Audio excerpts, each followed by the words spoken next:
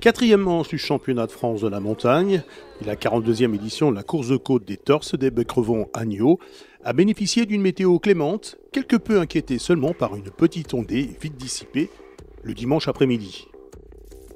La centaine de concurrents engagés ont pu exprimer leur talent sur les 2 km 100 d'une route sèche et sur un tracé hors norme.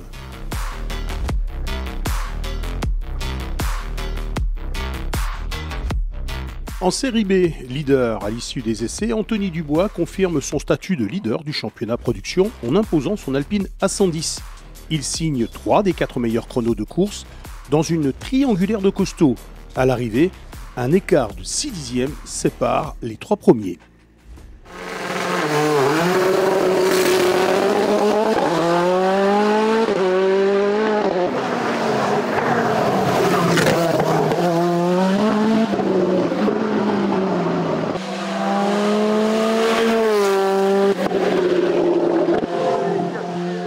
On est très content, on sent qu'on a passé un petit cap là depuis une course ou deux.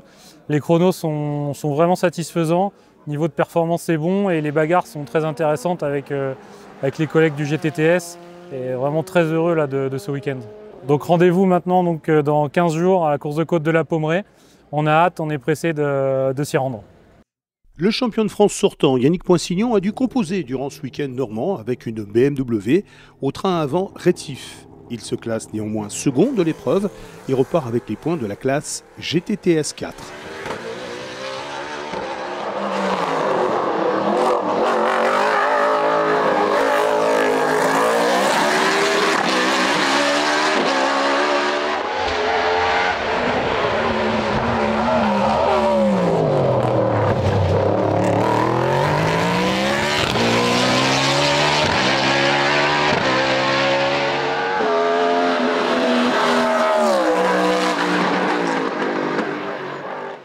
Jean-François Ganeva place sa Renault RS01 au 3e rang et enregistre même la meilleure performance sur la 4e et dernière montée de course.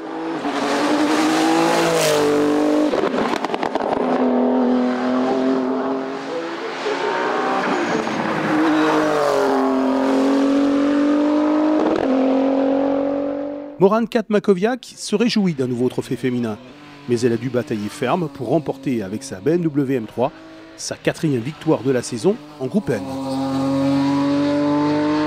En terminant 5e au scratch, Baptiste Thomaset signe une nouvelle victoire dans la catégorie des pilotes de moins de 25 ans.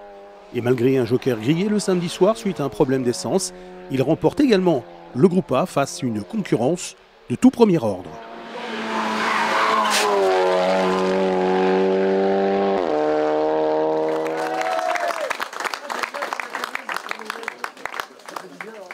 Yann Durieux remporte à Hébé-Crevon son 4e succès de la saison dans le groupe GT Sport. 4e, c'est également son classement au général le dimanche soir, son meilleur résultat depuis le début de saison.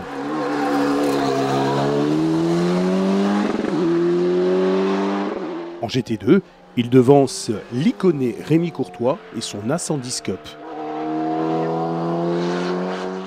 Dans le groupe GTTS, à la 6e place du classement général, Julien Dupont et son Volvo TC10 et son rugissant V8 Chevrolet, il complète le podium de la catégorie GTTS 4.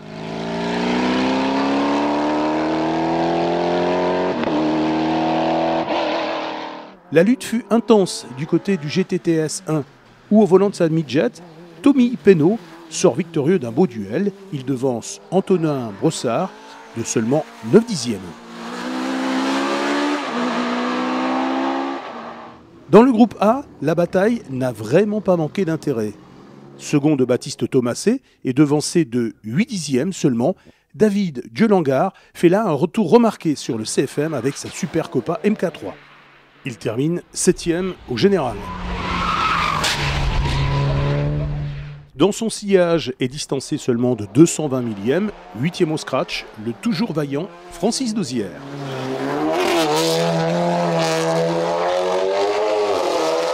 La suite du classement fait encore la part belle au Super Copa MK3, avec dans l'ordre Manuel Brunet, 10e au général,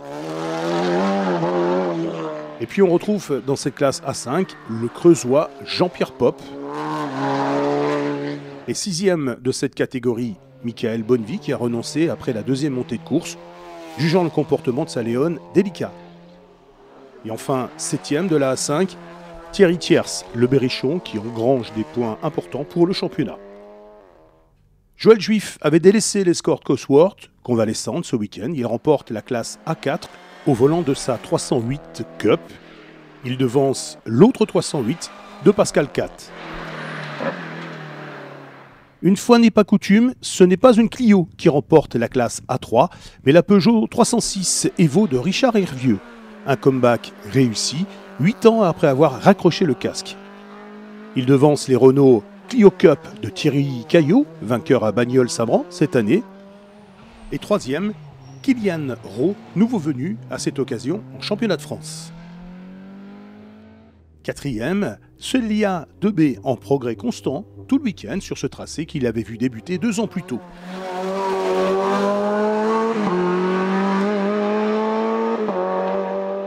En A2, victoire de Roland Burnet et son authentique C2 Super 1600.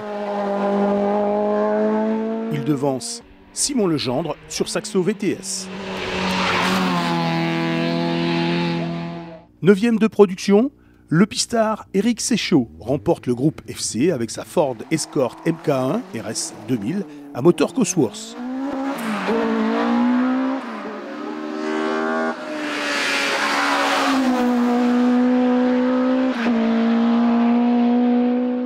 Il devance la Simca Rally 2 d'Alexis Leblanc, que l'on retrouve en tête de la classe FC2, et seconde cette catégorie de cylindrée, la 1000 Rally 2 de Thibaut Paul.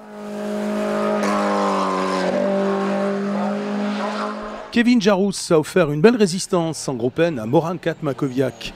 Il signe le meilleur chrono le dimanche matin, un duel de bon augure pour la suite du championnat. Le Saint-Lois Mathieu Lepilleur place sa Renault Mégane RS au 3e rang. Ferdinand Leton, le Breton, revenu à la N2, s'impose dans cette catégorie avec sa Honda. Il précède le jeune espoir normand, Tom Garnier, au volant d'une Peugeot 106 16 Soupa. Et dans la petite classe, la N1, début remarqué de Lucas Picot sur une AX Sport. Dans le groupe F2000, week-end très intense, Ophélie Pointvin arrache une victoire de haute volée avec sa 106 de la classe 1400.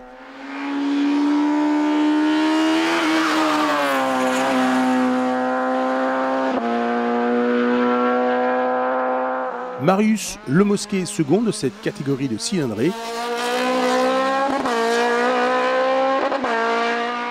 Et le vainqueur de ce même groupe à Bagnols-Sabran, le Vendéen Gilbert Pénaud, s'incline pour 4 dixièmes seulement pour la première marche du podium, mais repart avec les points de la F2003.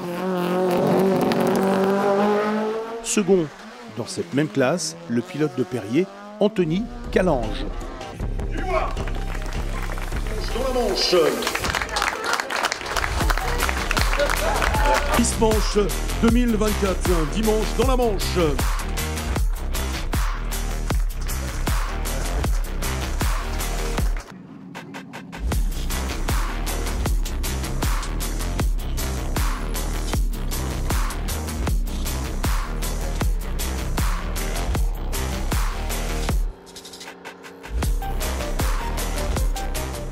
Rendez-vous pour la seconde épreuve de la campagne de l'Ouest, les 24 et 25 mai prochains, pour la 61e course de côte de la Pommeraye.